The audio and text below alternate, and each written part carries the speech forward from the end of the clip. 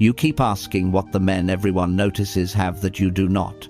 That question is poison because it lets you stay weak with dignity. It lets you believe the gap is fate instead of choice. It is not fate. It is violence. The man who walks into a room and changes the temperature did not become that way by adding more hacks to his life. He became that way because at some point he looked at himself without mercy and decided that a version of him would die. Not improve, not heal, not slowly evolve, die. That is the truth you have been trying to soften with prettier language. Becoming that fucking guy everyone notices is not self-improvement. It is self-execution. It is the deliberate killing of the parts of you that survive by hiding, negotiating, pleasing, delaying, and pretending the clock is not real. If your chest tightened reading that, good. It should, because you already know the man I am talking about. He checks his phone when silence gets too honest. He edits his opinions based on who is listening. He says he is tired when what he really means is afraid. He calls passivity peace, calls avoidance maturity, calls self-betrayal realism, calls cowardice overthinking, and calls this half-dead way of living balance. That version of you did not ruin your life in one dramatic moment. He ruined it by making every decisive moment feel negotiable. He made the important text wait until tomorrow. He made the hard conversation sound unnecessary. He made the boundary feel rude. He made you swallow words that should have been spoken and speak words that should have been buried. He made you build an identity around almost disciplined, almost honest, almost dangerous, almost free. Then you wrapped that almost in the language of growth. You wrote plans in notebooks that gave you a brief chemical feeling of movement while your real life stayed in the same place. Monday, next month. After this, stress passes. After the schedule clears. After this relationship settles. After one more break. After more clarity. That is how weak identities survive. Not through obvious failure, through endlessly delayed permission. You do not have a motivation problem. You have an allegiance problem. Your habits are not broken. Your identity is defending itself. That is why ordinary self-help keeps failing you. Build habits, set goals, stay consistent. Those ideas sound smart because they are tidy, polite, and easy to sell. They also leave your real enemy alive. A weak identity can borrow strong habits for a week. A timid identity can imitate confidence for a conversation. A lazy identity can perform discipline when the mood is high. But identity always collects its debt. It drags your actions back to whatever story feels most familiar. That is why your relapses feel so natural. You are not slipping. You are returning to the self you never truly put on trial. Look at your life without sedation. There is a version of you that still wants to be understood by people who never intended to understand you. There is a version of you that would rather be liked than respected, chosen than clear, invited than real. There is a version of you that still keeps one foot in ambition and one foot in comfort, and then acts confused about why he never moves. There is a version of you that stays loyal to draining environments because leaving would force him to admit he stayed too long. That version is not you on a bad day. He is your operating system. Every result you hate keeps tracing back to him because you keep protecting him from the sentence he deserves. No. What you want is the reward of those things without the blood price. You want standards without friction. You want freedom without disappointing anyone. You want a body without hunger, money without exposure, respect without confrontation, and command without loneliness.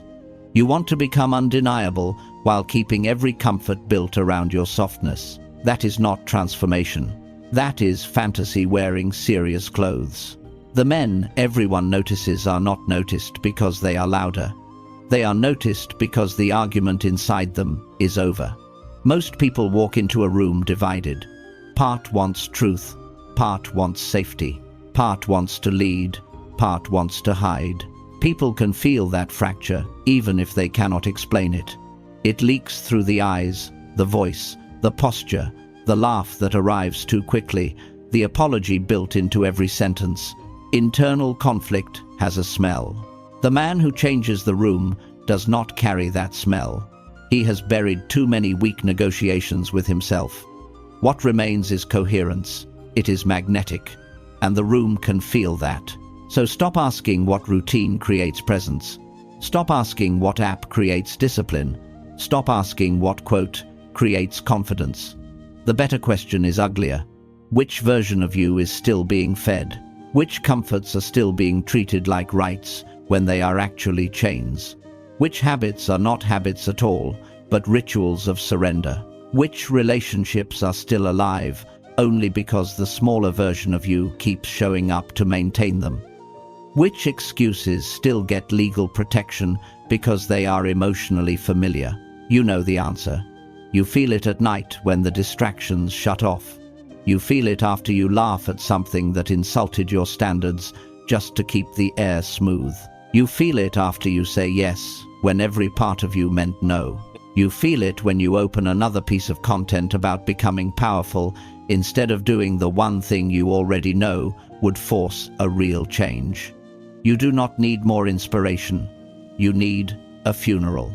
Until you bury the man who keeps choosing relief over respect, the man everyone notices will remain what he has always been in your life. Close enough to haunt you, never close enough to become you. History keeps trying to teach you the same lesson, and you keep refusing it because the price is brutal and final. In 1519, Hernán Cortés landed on the coast of Mexico with a force so small it looked suicidal. The empire before him dwarfed his numbers. His men were frightened. The ships behind them were more than transport. They were psychological mercy. They were retreat made visible. They were proof that if this became unbearable, there was still a way back to the older, safer version of life. So he destroyed them. Men loved to romanticize that act as courage. It was deeper than courage. It was identity engineering. He understood that as long as an exit remains imaginable, the mind keeps glancing toward it. A man cannot fully fight while part of him is still facing the door. That is exactly what you keep doing to yourself. You keep asking why your standards collapse while preserving every path that allows your weaker self to return with honor. You want a new life, but you keep an emergency version of the old you in storage. You keep old apps, old excuses, old circles, old environments, old stories about who you are under pressure. Then you act surprised when your new standards feel fake. Of course they feel fake. You have not made the old identity impossible. You have only made him uncomfortable. Demosthenes understood that. He was not born as a powerful speaker. He was weak, mocked, limited, and trapped inside a stutter in a culture where voice meant power. He did not wait until confidence arrived. He humiliated the man he had been. He shaved part of his head so he would be too ashamed to go outside and break his work. He trained underground. He put pebbles in his mouth and forced language through resistance. He shouted over the sea until his body either adapted or failed. He did not add eloquence to weakness. He cut the pathways back to weakness. That is what you have not done. You keep hoping a better version of you will appear without first making the worse version difficult to access. Look at the mechanics of your own life. You say you are done with distraction, but the phone still sleeps beside your bed like a loaded weapon with your fingerprints on it. You say you are serious now, but the people who profit from your old softness still have the same access to your attention. You say you want your life back, but every trigger that lets the old self return is still within arm's reach. This is not a mystery. This is architecture. Weakness survives because you keep housing it, and the old you is clever. He never argues openly. He speaks in softer tones. Do not be extreme. Do not overreact. Do not move too fast. You do not want to become obsessed. You do not want to lose your balance. You do not want to become one of those people. Listen carefully to that voice. Most of the time it is not wisdom. It is a dying identity trying to negotiate better terms for its survival. The weaker self never says, "Please do not kill me." He says, "Be reasonable." He says, "Rest tonight." He says, "There is time." He says, "Tomorrow will be cleaner." He says, "This one thing will not matter." He has ruined more futures through polite language than open fear ever could. This is why men stay average while sounding intelligent about growth. They read deeply, speak well, and can explain every framework. They know about discipline, dopamine, identity, attention, trauma, attachment, nervous system regulation, cognitive bias. They know all of it.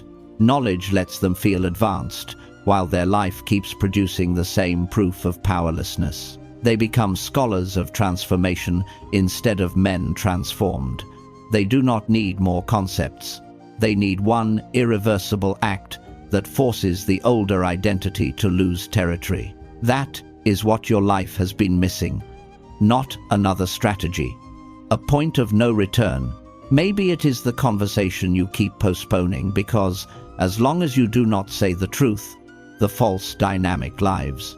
Maybe it is deleting the route back to the addiction instead of managing it elegantly. Maybe it is leaving the environment that keeps your nervous system addicted to smallness. Maybe it is ending the relationship that keeps rewarding your compromise. Maybe it is taking away the device, the comfort, the indulgence, the backup plan, the secret permission slip you keep hidden in your own mind. I do not need to tell you exactly what it is. You already know.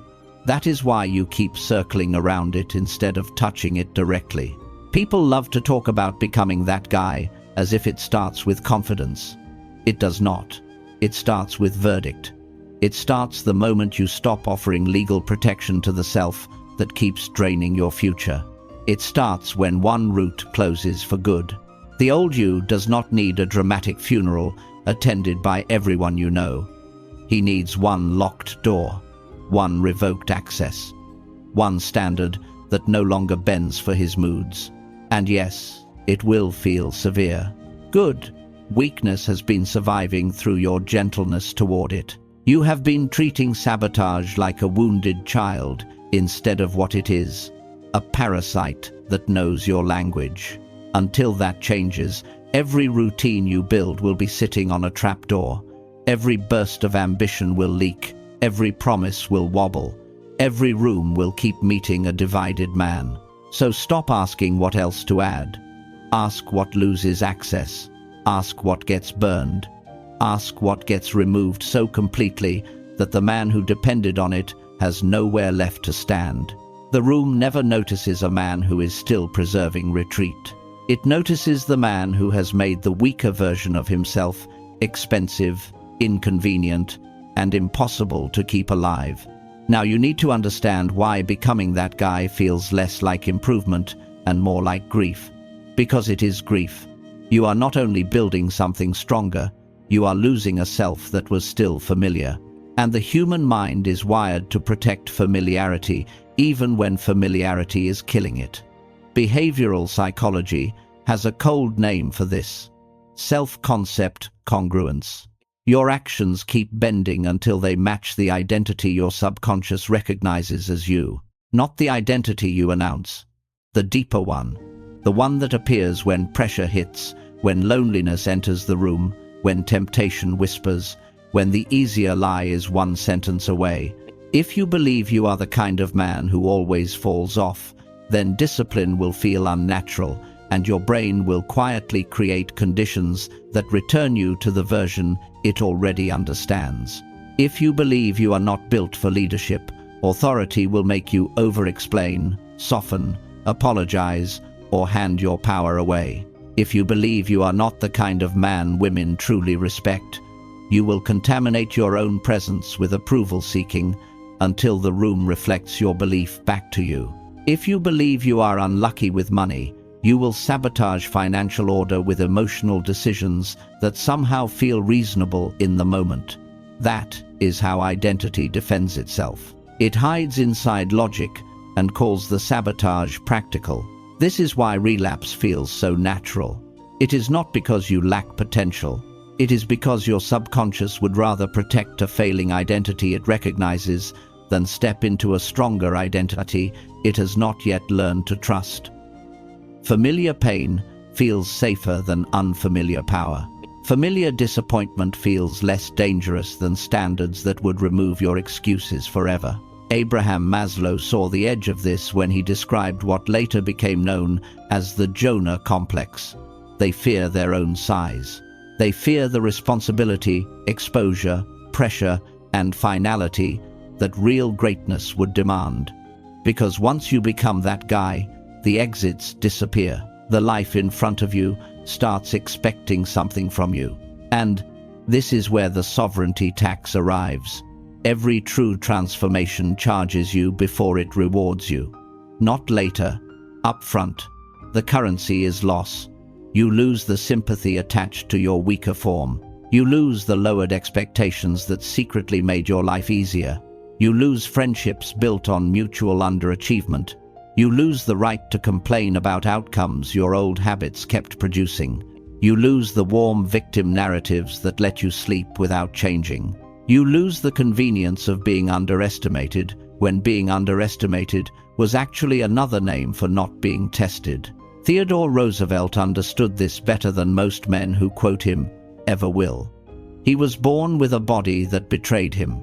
Fragile, asthmatic, weak. He could have built a noble identity around that suffering. He could have been admired for courage inside limitation. Instead, he declared war on the limitation itself. He boxed, he climbed, he rode. He pushed his body until the people around him were disturbed by the intensity. Do not miss the important part. Before the world rewarded the stronger version of him, it punished him for refusing to stay understandable. People are comfortable with the man they can categorize. They grow uneasy when he begins to rewrite the category. That happens in your life too. The moment you begin to change for real, identity change, people start shifting around you. Some call you extreme. Some say you are different with the tone of accusation. Good. If nobody feels friction when you evolve, you are probably still operating inside the boundaries that made everyone comfortable. Because your growth is a mirror. It reflects the standard they refuse to meet. And many people would rather reduce your fire than face their own ash. Jordan Peterson speaks often about responsibility, about the weight a man chooses to carry. But before you carry the burden, you have to put down the crutch. The crutch is not laziness. It is the story that explains your stagnation in a way that still preserves your innocence. If only your parents had done more. If only you had started sooner. If only the market were better. If only you had more support. Some of those things may be true. They still cannot remain sacred. The second your identity is financed by explanations for why you have not moved, you become loyal to the stall. So ask yourself the question that cuts deeper than, what do I want? What part of your life is still benefiting from you remaining this man? Who gets access from your softness? What excuse still comforts you because it turns underperformance into something poetic? Until you answer that honestly, your goals will keep sounding sincere while your life keeps voting against them. There is a moment, late and quiet, when the truth arrives without decoration. A clock glowing in a dark room. Your face in a black screen after the video ends. The weight of a day spent near your potential without touching it.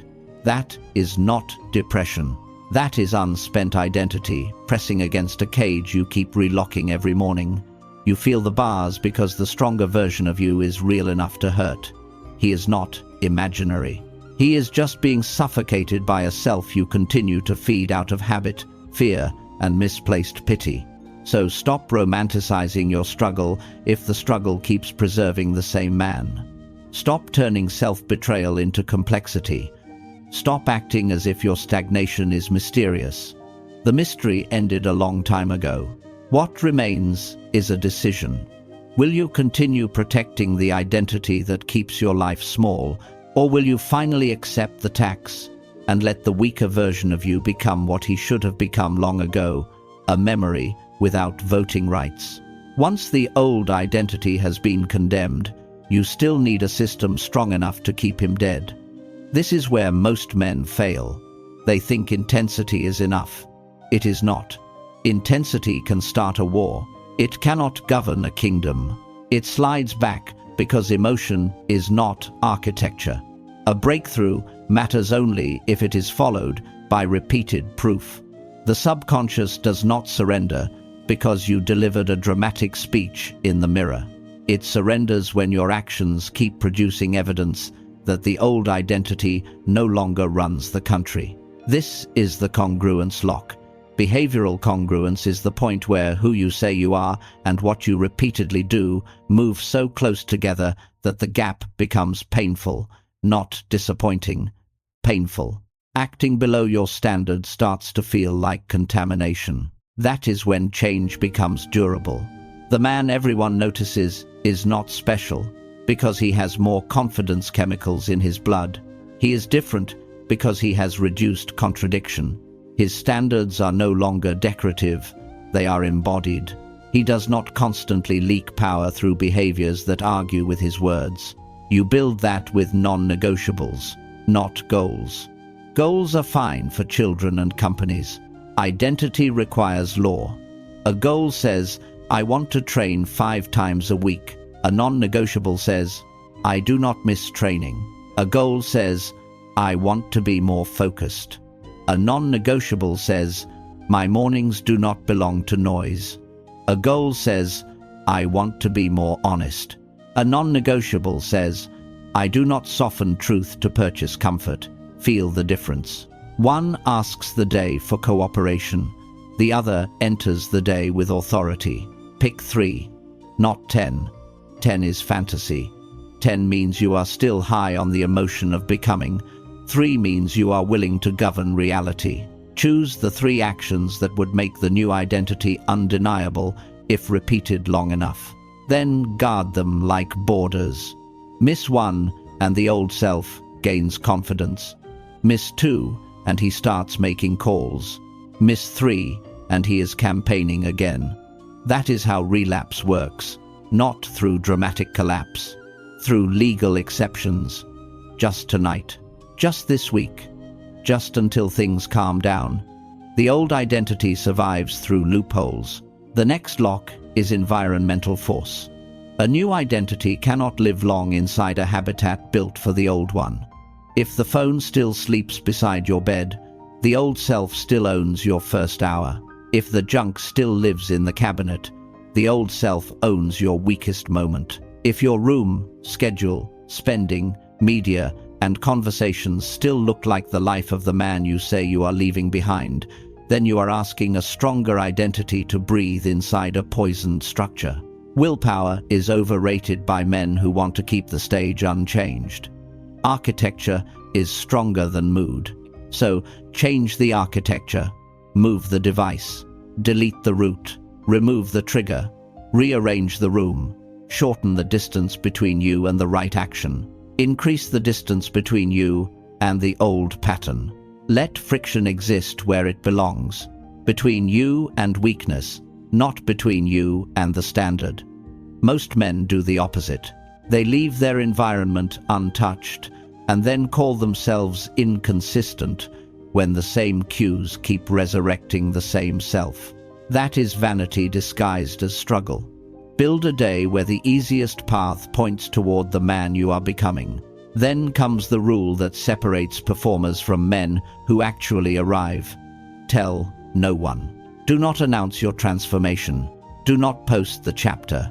Do not talk about your discipline. Do not tease the glow-up. Do not hint at the work. The old self loves declaration because declaration gives him the dopamine of progress without the burden of proof. He wants applause at the blueprint stage. He wants witness before evidence. Shut him up. Let silence do what speech never could. Silence preserves pressure. Silence lets the work harden without outside interference. Silence increases gravity because people feel the shift more deeply when they cannot trace it to a stream of announcements. That is why Cincinnatus matters. Rome handed him absolute power, and when the crisis ended, he returned it and went back to his farm. Most men would have worn that title like a costume forever. He did not. Why? Because his identity was not built on external permission. Power sat on him lightly because he had already governed himself. Many men become theatrical after one visible win. They finally get a little muscle, a little money, a little attention, a little status, and start performing the role of the man they wish they were.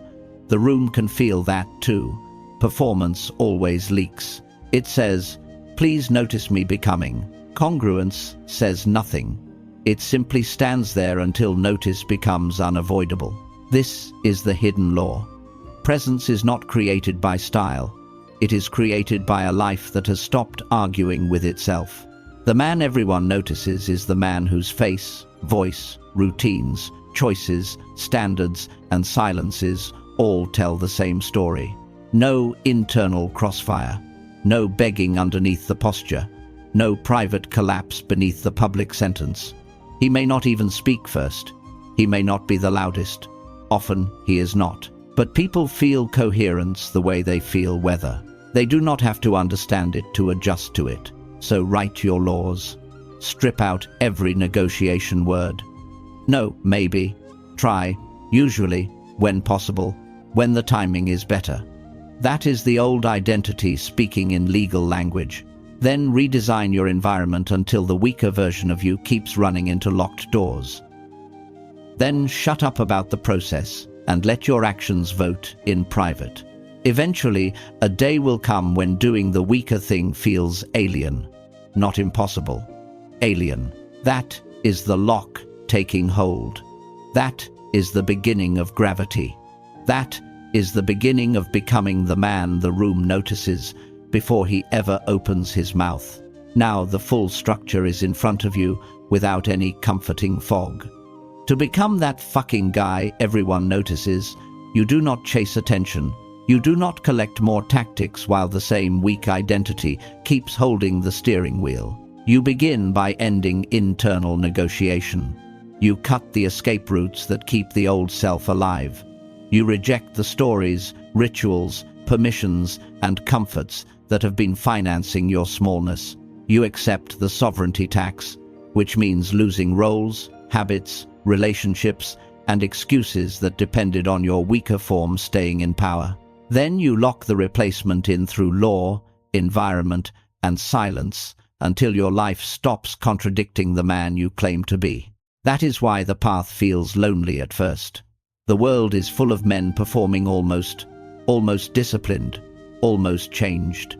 They talk about growth, study power, rehearse confidence, decorate pain, and build identities around the idea that one day they will finally become serious.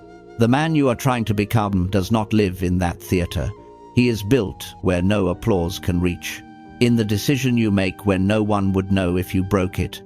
In the silence after the insult, when you choose whether to laugh or hold the boundary. In the evening when you choose whether to numb yourself or face the unfinished thing directly. In the private repetitions that feel boring enough to be sacred. You already know more than enough to alter your life. At this point, information is not the missing ingredient. Enforcement is. You do not need another perfectly phrased framework if the same old self keeps being granted appeals. What you need is a cleaner sentence. This does not survive me anymore. This does not get access anymore. This does not get to vote on my future anymore. Do not confuse this with becoming cold for appearance. The man everyone notices is not impressive because he is loud, cruel, or theatrical. He is powerful because nothing in him is begging, not for approval, not for reassurance, not for easier conditions, not for outside validation before he honors his own standards. His presence feels larger because he has stopped negotiating his worth with comfort. People feel the absence of pleading before they ever call it confidence. They feel it in the eyes, in the pace, in the way a man occupies silence without rushing to fill it, in the way he says no without apology, yes without wobble, and truth without asking permission from the air. You have felt flashes of this already. There have been moments when the stronger version of you surfaced. A conversation where you finally said the hard thing instead of the safe thing. A boundary you held even though your body shook. A day you worked like your future mattered more than your moods. A moment you walked away from something beneath your standards and felt a strange shock in your chest. Not because it was new, but because it felt old in the deepest possible way, like coming home to a self you had abandoned. That matters. It means the man you want to become is not imaginary. He is real enough to hurt you every time you betray him. That is why your quiet moments sting. In the dark, without witnesses, you can feel the distance between your current life and the life your stronger identity would be producing. That pain is useful. Do not medicate it with more distraction. Let it accuse you. Let it become unbearable enough that tomorrow no longer looks like a polite continuation of yesterday. There are moments when discomfort is not damage. It is the alarm system of buried potential. And here is the final truth. The room noticing you was never the real prize. It is only the visible side effect of a deeper event. The real event is alignment. The real event is that you stopped betraying yourself often enough for your life to gather force. Force is what people respond to. They call it charisma, confidence, presence, masculinity, authority, aura. Fine. Let them call it what they want. You know what it really is. It is accumulated self-respect. It is the weight produced when a man's standards stop collapsing. It is the gravity of repeated private wins no one saw. It is consequence, not costume. So take the title seriously. How to become that F times king guy everyone notices. Not by adding one more layer to the old you. Not by waiting to feel ready. Not by consuming so much content that you mistake recognition for change. By execution, by subtraction, by law, by silence, by repeated acts that make the weaker version of you less and less livable, until one day he is not even tempting anymore. If this hit harder than you expected, do not do what most men do next. Do not admire the wording and call that progress. Do not screenshot the pain and convert it into aesthetic. Do not talk about how deeply it resonated while keeping every route of retreat open. Kill one thing tonight. One access revoked. One excuse stripped of legal status. One comfort turned into a door. One standard written in language your old identity cannot negotiate with. Start there, quietly. And if you know there is more in you than the life you are currently proving, stay close to work that demands something from you, not work that comforts you or flatters your underuse. Go where your excuses are not treated gently. Go where your future gets defended harder than your feelings. Most men will not. That is why most men remain noticeable only when they speak. Become the man who is felt before he talks, trusted before he explains, and remembered after he leaves. Then, keep going, because the strongest version of you is not asking for inspiration anymore. He is asking how much longer you intend to keep him waiting.